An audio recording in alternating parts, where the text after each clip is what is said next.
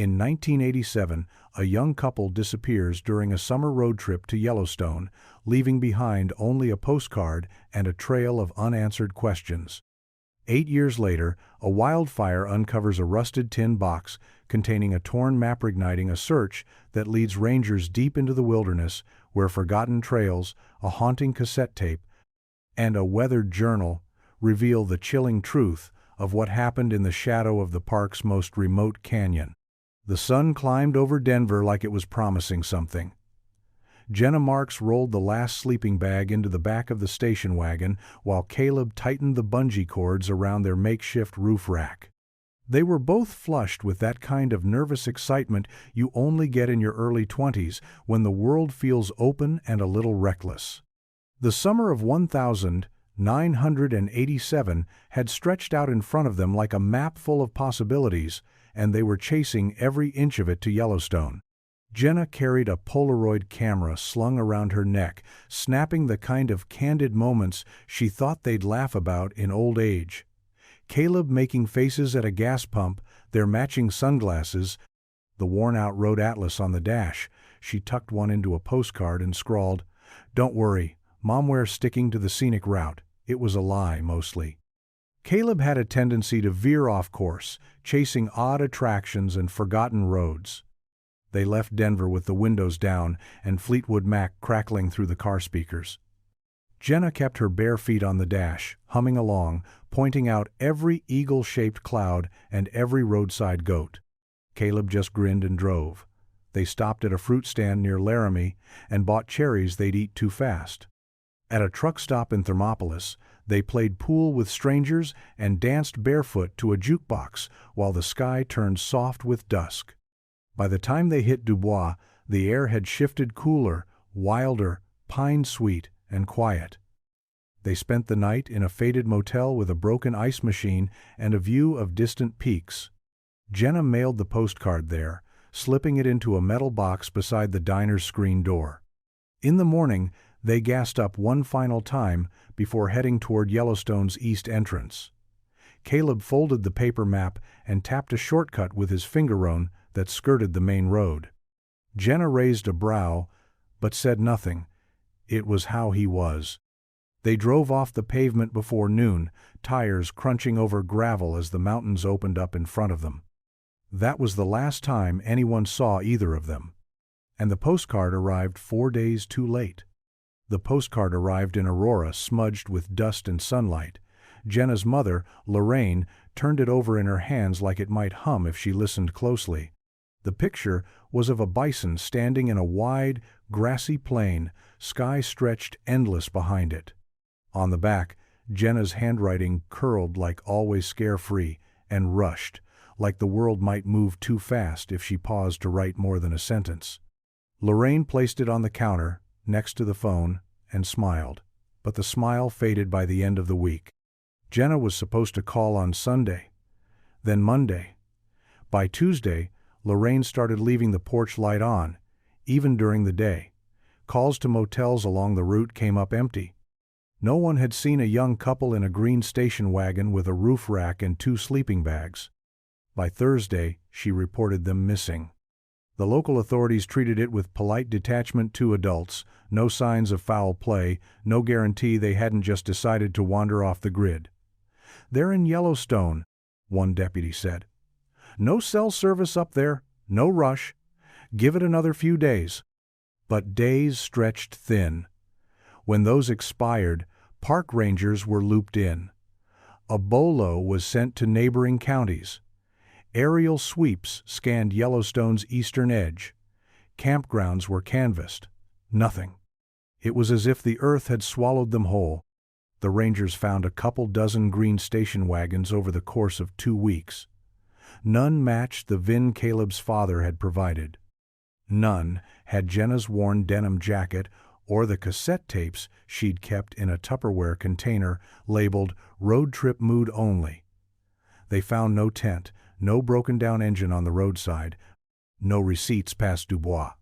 A lead surfaced briefly. Someone claimed they saw a couple fitting their description near a ranger outpost east of Canyon Village, but the dates didn't match. and the ranger posted there said the station had been locked up since midsummer due to bear activity. By September, the park's foliage turned gold, and the search teams pulled back. The case was filed, the maps folded, summer closed its mouth. They were simply gone. The nights came earlier that fall. In Yellowstone, the sun dipped behind the peaks by dinnertime, casting long shadows over the valleys and winding roads. Tourists cleared out, campgrounds emptied. Only the hardiest remained, photographers, wildlife watchers, and the park staff tasked with shutting down what summer left behind. By then, Jenna and Caleb had been missing for over 2 months. Daniel Marks, Caleb's older brother, arrived just as the last of the snow started to dust the trailheads. He didn't bring much, just a backpack, a sleeping bag, and the kind of look in his eyes that didn't soften when someone called it a dead end. He'd grown up watching Caleb chase adventure, always the one veering off trail while Daniel kept the car running. Now, he was retracing steps no one else believed were there. He stopped at the diner in Dubois, where the postcard had been mailed. The waitress still remembered them, cute couple. She ordered cherry pie. He talked about the Tetons like they were a church. But that was where her memory ended. Daniel drove the roads Jenna and Caleb were supposed to take, pulling over to hike every unmarked trail, every gravel turnoff. He spent 2 nights sleeping in his truck near the Yellowstone boundary just to listen. He marked locations on his own map, places the official search hadn't touched, places where the dirt looked like it had shifted when no one was watching. But winter pushed him out like it did everyone else. By October, the first real storm came down heavy and fast. Park roads closed. Daniel returned home with frostbitten fingers and a tighter jaw than when he'd left. He came back the next spring, then the one after that. Each visit added a new layer to his own map: circled clearings, dried-up streams, forgotten ranger stations, but nothing concrete. No license plate, no scrap of fabric. No sign that they'd made it farther than that last gas station. 8 years passed like that. And then a fire started on the western ridge of Shoshone Forest, a lightning strike that took 3 days to control. When the smoke cleared, the earth beneath told a different story. One that had waited patiently beneath pine needles and silence. The fire left behind a landscape stripped bare, blackened trunks, scorched roots, and a strange, haunting clarity that only destruction can bring. The blaze hadn't reached deep into Yellowstone itself, but on the forest's edge, in a pocket of land where trees once stood too dense to navigate, everything had opened. Charred soil exposed old rocks. Buried debris surfaced. And something else. Ranger Adam Kellner was assigned to sweep the ridge for flare-ups. He moved quietly, his boots sinking into ash, the air still carrying the scent of smoke days after the last ember died. Most of what he found was the usual aftermath: burned animal dens, twisted aluminum cans, the occasional remnant of a long-forgotten campsite. But near a narrow runoff trench, lined with stone, something metal caught his eye. It was a rusted tin box, wedged between 2 boulders, half covered in soot. It didn't look like trash. It looked placed. He crouched, brushed off the ash, and pried it open. Inside was a folded, brittle map, Yellowstone north to south, torn down the middle, the corners curling with water damage. Faint pencil markings traced a crude trail near Dunraven Pass, far from any modern route. But what made Kellner freeze wasn't the markings. It was the initials scribbled in the margin, JM+CR. He stared at the letters for a long time before slipping the map into a plastic evidence bag and calling it in. The find made its way through the Channel's Slowly Park office to Ranger headquarters to local authorities, and eventually to the Cold Case Division in Cheyenne. A junior clerk pulled the old file, dusted and yellowed, and read it for the first time. Jenna Marks and Caleb Riley disappeared July 1987.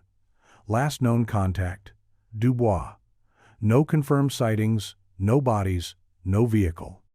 The clerk matched the initials, matched the region, matched the year the map was printed, 1986. A call was placed to Daniel Marks. He didn't ask what they'd found. He just said, "I'm on my way." Because for 8 years, the forest had kept its secrets. And now, it had whispered just loud enough for someone to finally hear. Daniel stood at the edge of the burn zone, the wind tugging at his jacket and ash crunching faintly beneath his boots. The ranger who found the map had already cleared the area, but the place held a strange gravity-like. Something important had happened here, and the land hadn't quite recovered. The trees were stripped bare, their limbs twisted like black wire, pointing in every direction, and none at all. He knelt where the tin box had been discovered, trying to picture it tucked between the boulders, shielded from weather and time until the fire brought it back to light. He ran his fingers over the rock face, searching for something he couldn't quite name. It felt like standing on the skin of a ghost. The map had been laid out at the ranger station earlier, now laminated and reassembled like an artifact from another life. Daniel had stared at it in silence for over an hour, tracing the pencil markings over and over until the path imprinted itself behind his eyes. A crooked route through overgrown trails, then off-trail entirely, skirting a section near Dunraven Pass that hadn't been traveled in decades. The initials were unmistakable. Jenna had the habit of writing them on everything: napkins, book margins, the corners of Polaroids. JM plus CR. Always inside a heart. Always together. Daniel pressed his hand flat against the cold stone and closed his eyes. They had made it farther than anyone thought. Past the roads, past the signs, into the quiet. He stood and turned to the ranger behind him. "I want to follow the markings," he said. "It's remote," the ranger warned. "Barely any of that terrain's maintained. No service, no markers."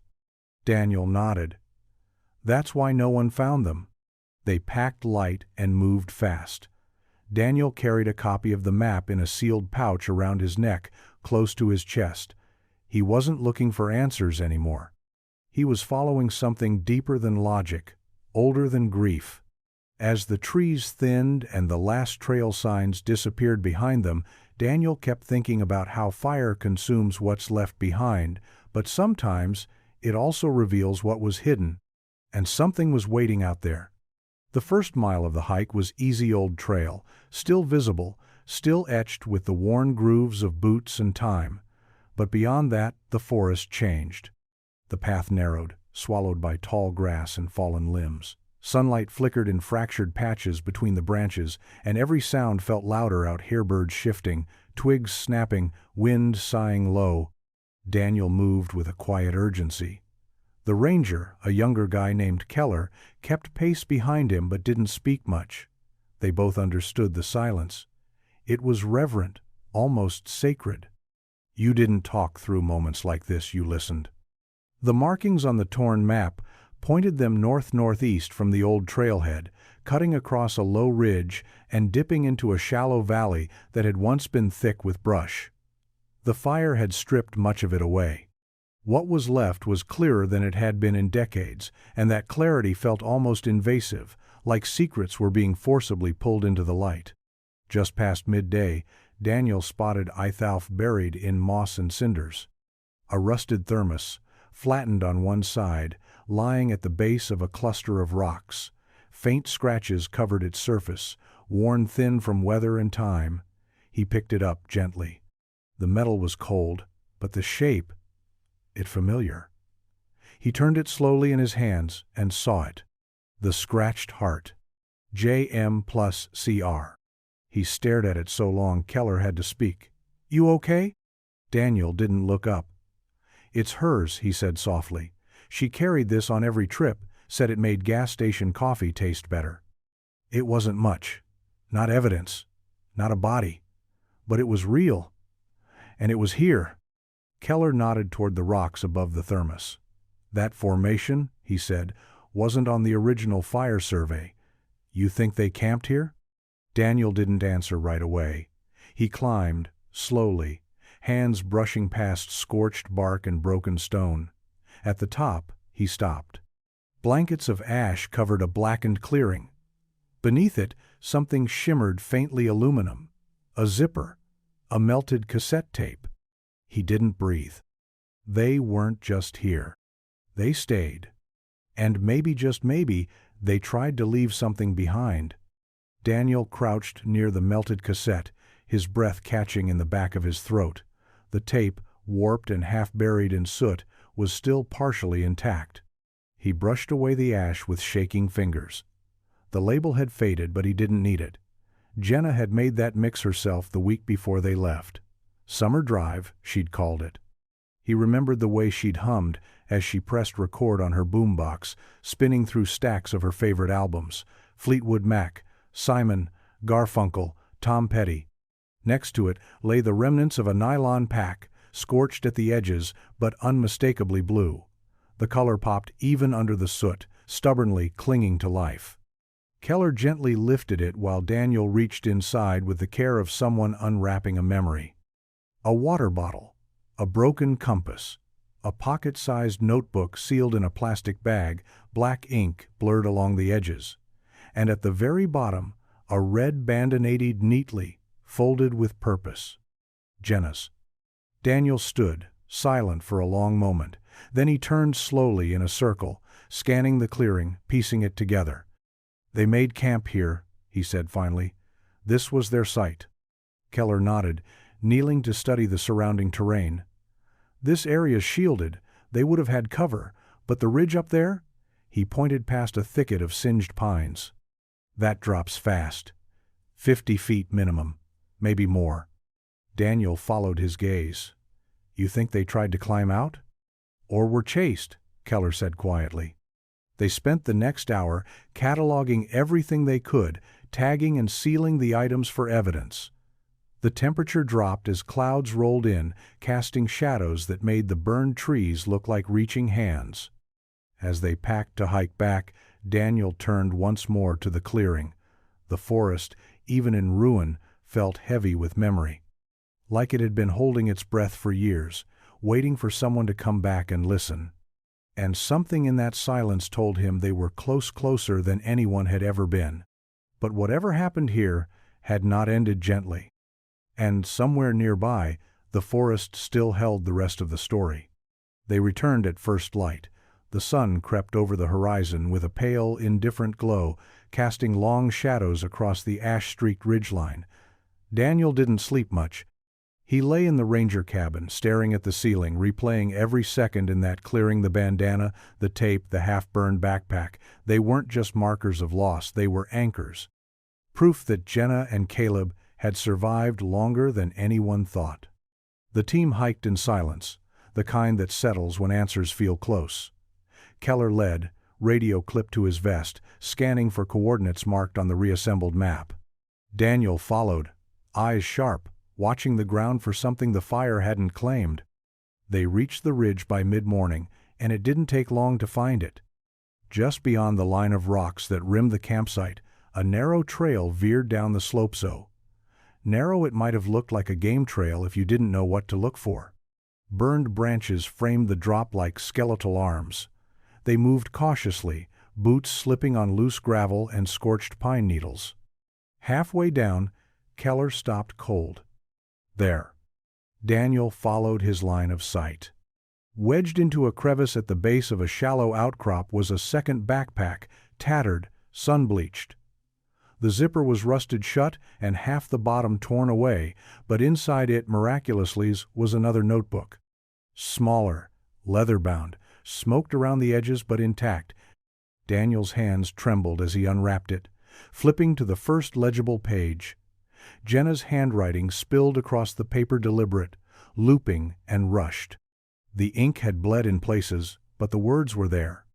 "We took the wrong trail." Caleb twisted his ankle. "We're trying to ration water. Heard something last night. Can't tell if it's wind or a voice." Daniel swallowed hard.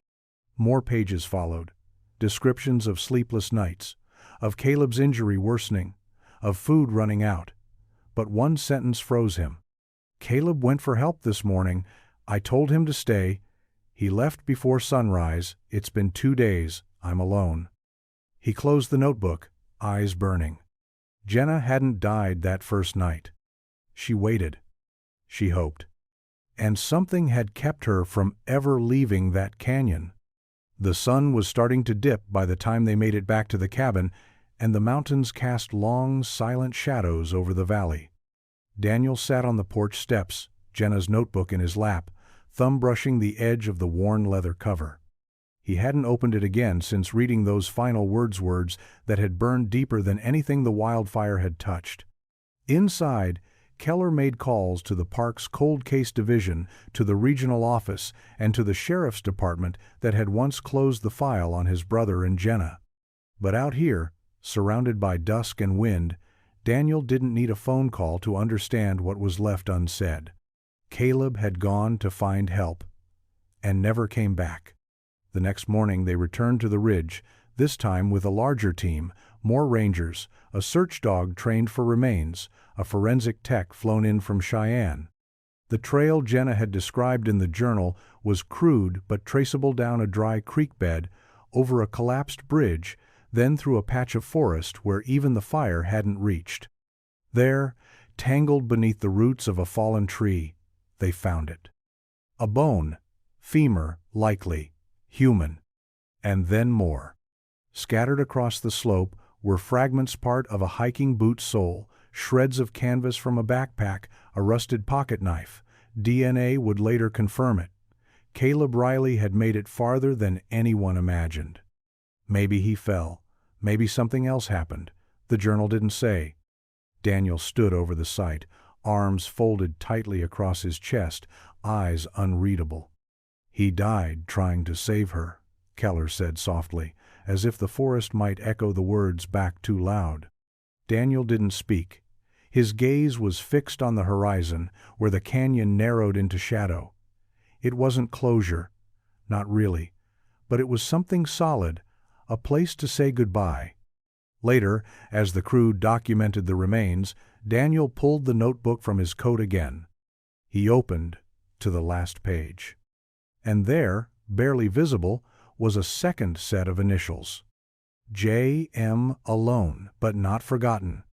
She had written her goodbye, and left the rest for someone who refused to stop looking. The weather turned on them 2 days later, quick and cold, like the mountains were reminding them who held the reins. Rain swept across the ridgeline in sheets, washing ash into the creeks, softening the sharp edges of scorched rock. The search team pulled back temporarily, but Daniel stayed behind in the ranger cabin, sitting at a narrow table with Jenna's journal and the torn map laid out before him. There was a detail that kept gnawing at him, something she wrote on the second-to-last page. "We heard something last night. Not an animal. I know Caleb heard it too. He sat up with the flashlight for hours." It wasn't the words themselves, it was the way they were written. Less fear, more curiosity. Almost like recognition. Daniel flipped through the journal again. One page had a rough sketch, just a few lines, but it showed the ridge, the creek, and a tiny X marked beneath what she labeled stone outcrop, strange hum. He hadn't noticed it before. He stared at it now. Strange hum? He took the map and the journal to Keller, who squinted at the sketch and raised an eyebrow. "Stone outcrop could be anywhere up there," he said. "But if you're hearing humming in a box canyon, that usually means airflow, maybe a vent or a gap in the rock." Daniel nodded slowly. "Maybe something underground." They returned to the ridge with the rain still misting and the sky heavy with cloud. Following the sketch, they hiked along the edge of the outcrop Jenna had drawn. Near the far end, they found a narrow opening between two slabs of rock, half obscured by collapsed branches and years of debris. The wind blew through it, not hard, but steady, and there it was. A low hum. Subtle, constant. Not a machine, not a voice, just movement. Air. Keller crouched beside it and aimed his flashlight inside. "Could be a shaft," he murmured. "Old lava tube or a mine. Something natural." Daniel stepped forward. Or a place she tried to hide. They cleared the entrance slowly, stone by stone. The passage sloped downward, cold and dry, untouched by flame or rain. They didn't speak as they entered. The canyon had held its silence for 8 years. Now it was ready to show what came next. The passage narrowed quickly, forcing them to duck, their boots crunching over loose gravel and ancient dust. The beam from Keller's flashlight danced along the stone walls, revealing streaks of mineral deposits and patches of damp moss. The air smelled of cold earth, and something older like time had collected here and never moved again. Daniel kept Jenna's journal in his hand, fingers curled tightly around it, as though letting go might erase what they were finally about to find. 20 feet in, the tunnel widened into a hollowed-out chamber, no more than 10 feet across. The ceiling sloped low, but they could stand. It was dry inside, untouched by fire or storm. And, in the corner, under a thin blanket of crumbling pine needles and rodent-chewed fabric, sat something unmistakable: a pair of boots. Daniel reached them first. He didn't need to read the initials stitched inside the tongue. He remembered helping Jenna pick them out the week before she left. He remembered her spinning around the store in them, saying they were made to climb mountains. The leather was cracked, the laces frayed, but they were still here, still hers. Next to them, tucked neatly against the wall, was a tin lunchbox. Its paint had flaked off, but the shape was intact. Inside, protected by years of silence and shadow, were 3 Polaroids. Daniel held them to the light. The first was of Jenna and Caleb, smiling in front of their packed station wagon. The second showed a meadow, likely deep in the Parker handwriting on the back. July 13, still lost, but still together. The third made him stop. It was a photo of Caleb sitting near the creek, holding his ankle, looking up at whoever held the camera. His face was thin, tired, but smiling, hopeful. It was likely the last picture ever taken of him. Daniel sat down, boots beside him, photos in his lap, and felt the weight of it all. She hadn't run. She hadn't given up. She had stayed, documented, preserved what little she had left in the world. And somehow, despite everything, she believed someone would find it. That someone would come. Keller stood just beyond the chamber's entrance, silent, flashlight beam tracing the rough stone walls as if they might offer a final clue. Daniel remained kneeling beside the boots, turning over the Polaroids like fragile glass. There was something reverent in the stillness, no sounds beyond their own breathing, the soft creak of shifting earth. "She knew she wouldn't make it out," Keller said quietly. Daniel nodded. But she still documented everything, still left it behind for someone to find. His voice was steady, but his hands shook as he placed the photos back into the lunchbox. Behind them, the tunnel's narrow entrance filtered in a thin stripe of daylight. The same shaft of light Jenna must have seen every day she remained down here. Waiting, hoping, writing. Keller moved to the far wall, where the stone dipped into a narrow alcove. He crouched, sweeping the light slowly along the crevice. Something was etched there, faint scratches, shallow but deliberate. He wiped away the dust with his sleeve and stepped aside for Daniel to see. It was a message, carved directly into the stone. July 16. Still waiting. I think Caleb's gone. But someone will come. I know it. Below it, her initials.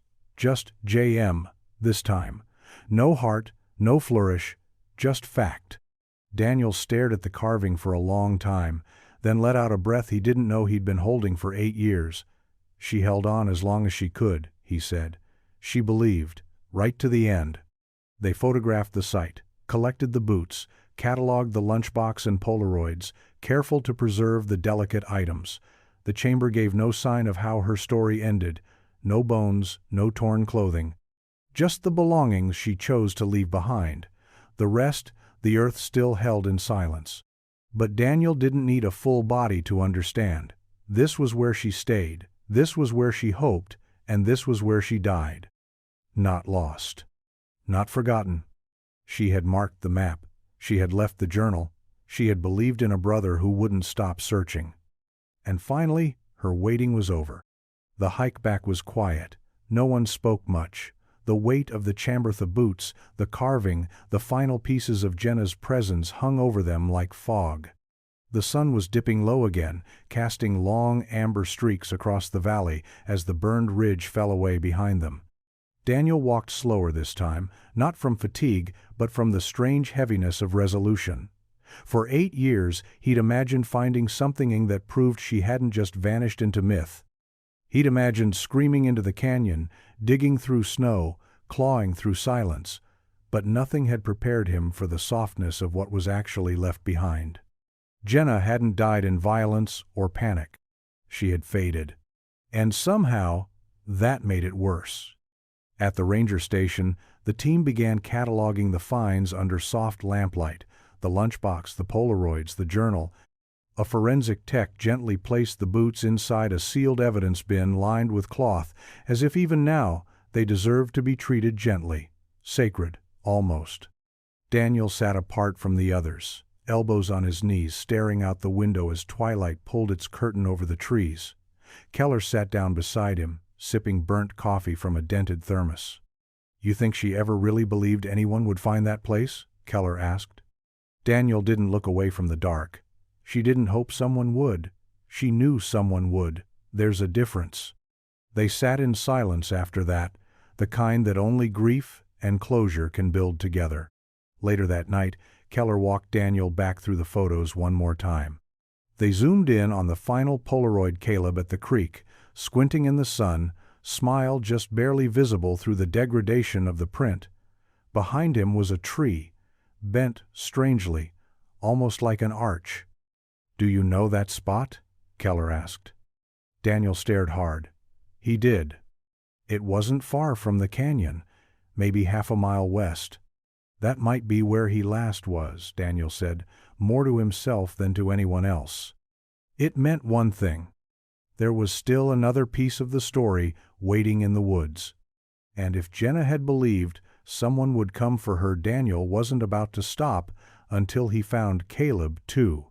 They set out before dawn, tracing the direction Jenna's photo pointed them. The tree in the background, the one shaped like a crooked arch, was burned into Daniel's memory now, a natural monument to something unresolved. The ground was soft with dew, the charred remnants of the forest crunching beneath their boots as they moved deeper into the untouched terrain west of the canyon. Keller had mapped the creek that curved just beyond the chamber. Its flow was narrow now, reduced by drought and time, but the rocks around it were familiar, jagged, slate-colored, with smooth, flat surfaces like stepping stones. The kind of place Caleb might have crossed if he was desperate, injured, trying to make distance fast. They found the tree just before the sun crested the ridge. It arched over the creek like a gatekeeper, bent from age or storm, but unmistakable from the photograph. Daniel slowed, scanning the area with a kind of reverent dread.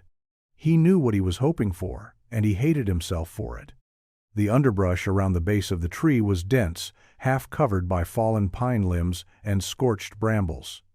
Keller crouched and began clearing it carefully. Within minutes, he paused. "There's something here." Daniel stepped closer. Half buried beneath the soil, shielded by roots and time, was a boot, matching the one they'd found earlier by the canyon. Keller kept digging, uncovering the torn strap of a backpack, then a rusted belt buckle, then bone.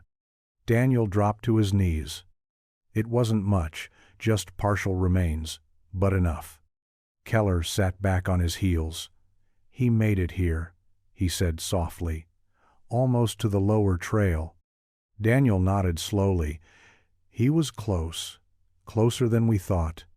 The ground gave them no story, no clue whether he'd collapsed from injury or exposure or simply given out after days of trying. But in a strange way, it didn't matter. He hadn't abandoned her. He'd gone for help, just like she said. And this was where the mountain kept him. They marked the spot, photographed everything. And as Daniel stood one last time beneath the arching tree, he whispered something only the forest could hear. "You didn't fail her. You were just too far." Then they let the silence close around them again.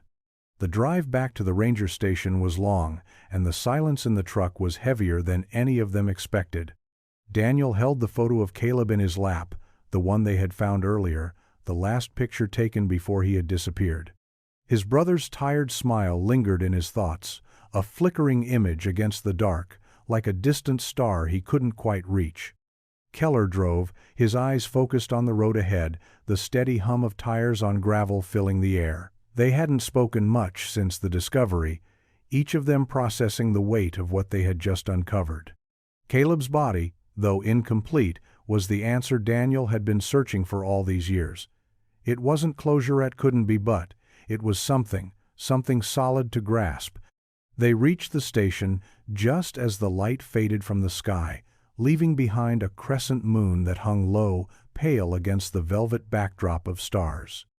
Daniel stepped out of the truck, exhaustion already sinking into his bones. He didn't want to look back at the forest. Not yet. He didn't want to remember the spot beneath the tree, or the way the earth had swallowed his brother whole. He didn't want to think about how close Caleb had been to safety. Inside, Keller called in the fine to the local authorities. Daniel sat at the table still holding the photo. It felt wrong to put it down, as if letting go meant losing something important, something that had belonged to them both. "Are you planning to head back?" Keller asked, glancing over at him. Daniel didn't immediately answer. He didn't know if there was anywhere else to go, or if he could ever really leave the mountain behind. He had been chasing a ghost for years, and now that it was no longer just a shadow in his memory, he wasn't sure what to do with it. "I'm not sure," Daniel finally said. I think I need to stay for a while." Keller nodded, then turned his attention back to the paperwork. "Take the time you need." Daniel nodded, but his eyes lingered on the photo once more. It would never feel like enough. Nothing ever would.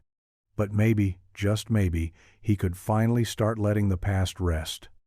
The next morning brought an eerie stillness, the kind that settled over the wilderness after something sacred had been disturbed. Mist clung to the low hills like a ghost's breath, blurring the outlines of trees and ridgelines. Daniel stood on the porch of the ranger station, coffee in hand, staring out at the land that had kept Jenna and Caleb hidden for so long. They were no longer missing. They were no longer lost. But they were still gone. Inside, the small evidence table had grown crowded: boots, journals, torn photographs, the charred lunchbox. The story was laid out in fragments, every piece soaked in silence and survival. And yet one item kept pulling Daniel's attention: the cassette tape from the canyon site, warped and half-melted but still partially intact. A tech from Cheyenne had arrived overnight with equipment to try recovering its contents. There wasn't much hope it had been exposed to time, weather, and fire, but even static could hold something. The tech worked in near silence, gently threading the tape through specialized machinery. Keller hovered in the corner, arms crossed, eyes cautious. Daniel said nothing. He just watched. Minutes passed. Then a sound warped, soft, but unmistakably music. Fleetwood Mac. The opening chords of Gypsy, Jenna's favorite song. The quality was rough, distorted by years of decay, but it was there. Then came another voice, her voice. "Day 22, we're low on food. Caleb thinks the pass is too steep, but we can't stay here. We have to move tomorrow." Static crackled. Then more music. Then silence. Daniel stepped back, one hand pressed over his mouth.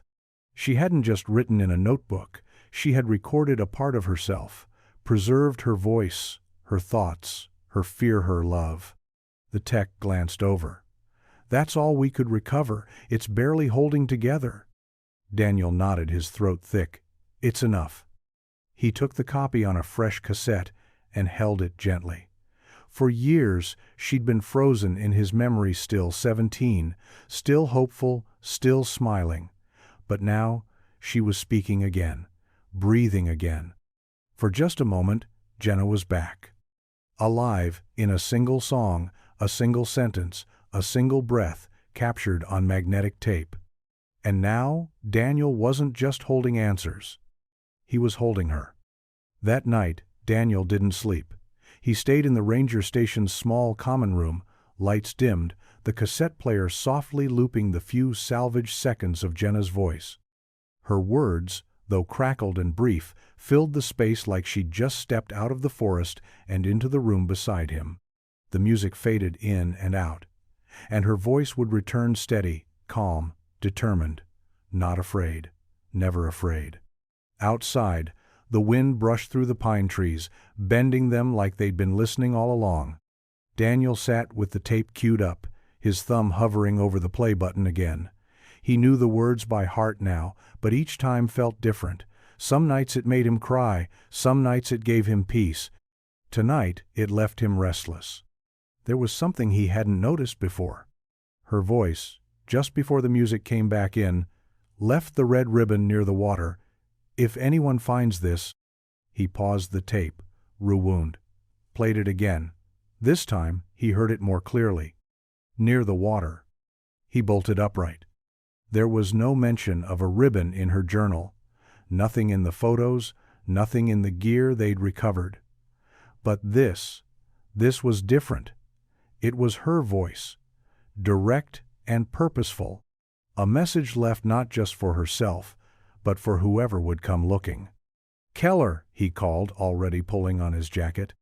The ranger stumbled from the back room, rubbing his eyes. "What?" "She left something. A red ribbon. Near the water." Keller blinked. "You think it's still there after 8 years?" Daniel nodded. "She placed it intentionally.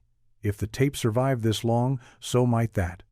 By dawn, they were back on the trail, heading toward the creek where Caleb's remains had been found. The air was cold and wet, clinging to their skin. They moved slowly, eyes scanning every branch, every overgrown patch of brush. Then Keller stopped. Daniel. Tied around the branch of a low-hanging tree, just feet from the water, was a length of faded red fabric, frayed, weather-worn, but still unmistakably a ribbon. It hadn't blown off, it hadn't vanished. She had marked the way. And now it was leading them somewhere else. Daniel stepped carefully through the underbrush, eyes fixed on the faded red ribbon fluttering gently in the breeze. It hung just above the creek bed, tied in a firm, deliberate knot like a beacon waiting for the right eyes to find it. The fabric was frayed at the edges, sun-bleached and softened by years of rain and wind, but it had held, just like Jenna had. He reached for it with trembling fingers, untied it slowly, then looked up. Keller was already scanning the surrounding trees. "She left it here for a reason," he said. "There's something close." Daniel nodded, eyes narrowing toward a rise in the land just beyond the creek. It wasn't much a swell of earth covered in pine needles and deadfall, but there was a break in the brush leading straight to it. A path, maybe, or just instinct. They followed it. Just over the hill, the forest opened slightly into a shallow depression. It might have once been a campsite, or a resting point, something natural that offered cover. There was no sign of tents or supplies, but the ground had clearly been disturbed at some point. A hollow, softened by time, sat nestled under the roots of a twisted pine. Daniel knelt. The earth here was softer than the surrounding area, loose. Keller joined him, and together they cleared away the top layer decades of pine needles, brittle sticks, and sediment. Then the trowel hit something. Not wood. Not stone. Metal. They dug slowly, methodically, until a weathered tin box emerged. Similar to the one from the canyon chamber, but smaller, square-shaped, and wrapped in plastic that had long since degraded. Daniel pried it open. Inside was a Ziploc bag, sealed tight, miraculously intact. Within it, a second cassette tape, a folded note, a photograph. Daniel unfolded the paper first. The ink had bled slightly, but the writing, Jenna's writing, was still readable. "If you found this, you found us. We tried. Please don't stop here, there's more." The photo was of a ridge neither man recognized. In the distance was what looked like a structure, wooden, rotted but upright. Not a ranger station, not a shelter. Something hidden. Keller looked up. "This isn't the end," he said quietly. Daniel shook his head. No, it's where she wanted us to start again. The photo in Daniel's hand felt heavier than it should have. The image was blurred in places, likely taken with a cheap disposable camera, but the message was clear. A ridgeline, familiar yet distant, and in the far right corner a wooden structure. Squat, leaning, hidden between trees like it had been deliberately forgotten. Daniel traced his finger over the grainy surface. She wanted us to find this. She planned for it. Keller took the photo, comparing it to a topographical map spread across the ranger station table. This looks like it's north of the canyon, just past the basin where the old fire road cuts off. That road was decommissioned in the 70s, Daniel said, not even on most maps anymore, which makes it the perfect place to disappear. They left at first light, hiking light and fast. The terrain grew steep quickly, the trail narrowed by decades of overgrowth. Halfway up the ridge they lost sight of the sun entirely, swallowed by dense canopy. But Daniel didn't stop. The more he walked, the more familiar the land began to feel like. Jenna had imprinted her memory on it, like her hope still clung to the trees. Hours passed before the ridge finally crested, and then, just beyond a curtain of firs, they saw it. The structure. It was no more than a skeleton now, timbers leaning in on themselves, roof half collapsed, moss climbing the outer beams like nature was trying to pull it back into the earth. It didn't look like a cabin. It looked like a holding place, temporary, functional, and old. Keller moved in first, flashlight sweeping the inside. It was mostly empty rotted floorboards, broken glass, a rusted cot in the corner, but then his light caught on something tucked behind a beam. A duffel bag. Still zipped. Daniel stepped forward, his heart hammering. He reached down and unzipped it slowly, revealing a pile of old clothes, a camping stove, a compass and a stack of envelopes bound together with a cracked rubber band. On top of the stack was the first envelope. It was addressed in Jenna's handwriting. To whoever comes looking. Daniel stared at the words, the world narrowing to a quiet hum. She had been waiting. And the rest of the story was in his hands. Daniel didn't move for a long time. The envelope sat in his hands like something sacred, its edges yellowed, the ink faded just slightly with time. To whoever comes looking, not to him, not to Caleb, not even to their parents, just whoever. As if she knew the years would pass, as if she knew the world might forget, but someone would still be searching. He sat on the uneven floorboards, knees drawn up, and opened the letter with care. If you're reading this, then you found the ribbon, and the tin, maybe even the first tape. That means you came far, that you didn't give up, so thank you. The handwriting was shaky in places, but still undeniably hers. Caleb tried to get help. I stayed because he couldn't walk, and then he was just gone. I waited so long, I started walking days later. I found this cabin, if you can call it that. It was dry. It kept me alive for another week or two, I think. There were pauses in the letter, blank space between paragraphs, like she'd stopped to breathe, or cry, or decide whether to keep writing. I don't think I'm going to make it out. But I wanted someone to know we didn't run away. We didn't do anything wrong. We just got lost. That's all. We got lost. And no one knew where to look. Daniel stopped reading. The knot in his chest felt too big. He passed the rest to Keller without a word, then stood and crossed to the broken window frame, looking out over the ridgeline below. The trees rustled in the wind, and in the distance, the same creek they'd followed days earlier shimmered like a silver thread through the valley. Behind him, Keller's voice was quiet. There's more letters, 4 total. One's addressed to her parents, one to you. Daniel turned. Keller handed it to him. His name, just his first, was written in the same looping script, smudged now with years and weather. He stared at it, the way a brother stares at a ghost. He wasn't sure he was ready to open it. But he knew he would, because Jenna had written it believing he'd find it, and because she was right. Daniel sat down on the edge of the collapsed cot, the letter trembling in his hands. His name, written so plainly on the front, felt louder than anything he'd heard in days. For years, he'd imagined what Jenna might say if she could speak again, if he could see her one more time, hear her voice, and now she was here, in paper and ink, waiting to be read. He unfolded the letter slowly, carefully, as if rushing might cause the words to slip away. Daniel, if you're reading this, it means you didn't give up. I always believed you wouldn't. Not because you needed answers, but because you loved me that much. And I need you to know that love kept me going out here. Long after the trail ended, long after the silence. His eyes welled, but he didn't look away. Her words were quiet thunder in his chest. I tried everything I could to stay alive, to be smart, to remember the trails you used to draw for me when we were kids. I even used your old compass. You probably don't remember giving it to me, but I kept it in my pack the whole time.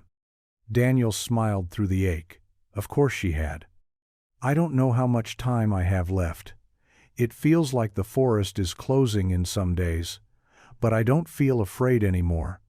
I just feel ready, like I've said everything that needs saying. Except this, I never blamed you. I know how hard this must have been for you. Please don't carry it like a weight. Carry it like a story we didn't finish together. Tell them I wasn't scared. Tell them Caleb was brave. Tell them we mattered. There was no signature. She didn't need one. Daniel folded the letter, pressed it to his chest, and closed his eyes. It wasn't closure in the traditional sense. There were still unanswered questions, still time they would never get back. But it was peace, the kind that comes when the unknown becomes known, when a voice long gone finally reaches you again.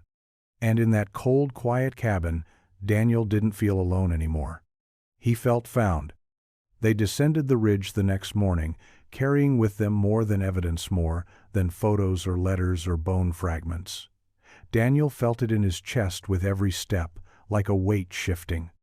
Not disappearing, but becoming something else, something he could bear. He had Jenna's voice now, her words, her truth, and that changed everything. Keller walked ahead in silence, the letters sealed and protected in his pack. The forest felt differentless, like a tomb, and more like a resting place. Still, watchful, respectful. The same land that had taken Jenna and Caleb had also held them, protected their final messages, waited for Daniel to return. When they reached the ranger station, the team was already preparing reports. Forensics, chain of custody, all the meticulous rituals that followed when the missing became found. But Daniel stepped aside. This part wasn't his anymore. He had what he came for. He wandered behind the station to the edge of the woods where the trees opened to a view of the valley. The same valley Jenna had likely seen on her last walk. He sat there for a long while, letting the wind move around him, listening to the hush of pine needles under breeze. Eventually, Keller joined him. "We'll notify the family," he said quietly. "What's left of them?" Daniel nodded. Their parents had moved away years ago, grief hollowing them out until home became unbearable. He would make the call, not just because it was his place, but because it was what Jenna asked. "What about you?" Keller asked. "What happens now?" Daniel didn't answer at first. He reached into his coat pocket and pulled out Jenna's final letter, the one addressed to him, and unfolded it again. Not to read, just to hold. "I think I stay a little longer," he said. "There's a trail she mentioned, a bend in the river she loved. I want to see it again." Keller nodded. "You need anything, you let me know." "I will." They stood together for a while, two men shaped by the same loss but carrying it differently now. When Keller walked away, Daniel stayed behind, watching the light shift through the trees. He wasn't ready to leave yet. Some stories asked to be walked through slowly, one step at a time. And he was finally listening. Daniel followed the river upstream the next morning, guided more by instinct than any map. The bend Jenna had written about in her journal, the one she called the quiet turn, was somewhere ahead, nestled in a part of the forest untouched by fire, logging, or even most hikers. She had described it simply, where the water slows, where the sky reflects back a little softer. It felt right to go there now. He moved through the woods like someone returning, not exploring. The forest didn't resist him, welcomed him. Birds called softly from the canopy. A deer startled near a thicket, but didn't bolt. The creek beside him bubbled gently, its voice familiar now, like it had spoken her name for years in secret. After hours of walking, the trees parted. And there it was. The river curved in a wide, lazy arc, the banks draped in tall grass and scattered wildflowers, even this late in the season. The water moved slower here, gliding more than rushing. It was quiet, just like she had said. Not silent, but calm, at peace. Daniel stepped onto the soft earth and stood at the edge of the bank. For a moment, he imagined her there, boots muddy, hair pulled back, watching the reflection of clouds drift across the surface. Maybe she'd even believed she'd make it back. Maybe she sat here one last time and decided this was enough. He knelt and pulled something from his backpack. Jenna's ribbon. The red one he'd found hanging near the creek days before. He hadn't turned it in with the evidence. He wasn't sure why, only that it didn't belong in a file or a box. It belonged here. He tied it to a low branch overlooking the river, let it catch in the wind just slightly, a streak of red against green and blue. A marker. A memory. A promise kept.